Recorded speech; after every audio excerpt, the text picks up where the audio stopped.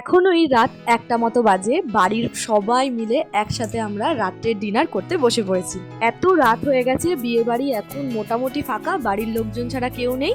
তাই একটা টেবিলে যেহেতু সবাই ধরেনি, তাই আমরা আলাদা আলাদা করে বসেছিলাম। তো চলো বেশি দেরি আর না করে দেখিয়ে দিই তোমাদের রিসেপশনের দিন মেন কোর্সে কি কি আইটেম ছিল।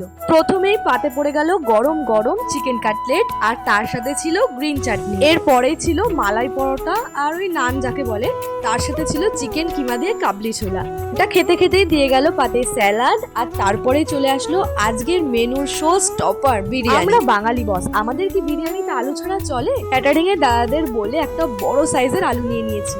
তারপরে দিতে আসলো চিকেন কষা, আর আমি যেই লেগ পিসগুলো পছন্দ করেছিলাম সেগুলোই কিন্তু আমাকে দিয়েছিল। আমার যেহেতু বিরিয়ানি দিয়ে গ্রিন চাটনি দারুণ লাগে খেতে, তাই আমি আরো একবার চেয়ে গ্রিন চাটনি নিয়ে নিলাম। আর সব সময়ের মতো একটু বিরিয়ানি, তার সাথে একটু আলু ভেঙে নিয়ে, আর একটু পেঁয়াজের টুকরো এবং একটু গ্রিন চাটনি নিয়ে যখন একটা বাইট মুখে দিলাম, উফ, পুরো স্বর্গ একদম। আর শেষ পাতে ডেজার্টে ছিল টমেটো, খেজুর, আমসত্ত্ব দিয়ে চাটনি, আর পাঁপড় এবং গোলাপ জামুন, আর ছিল গুড়ের রসগোল্লা। আজকের মেনুটা তোমাদের কেমন লাগলো জানাতে কিন্তু একদম ভুলো না।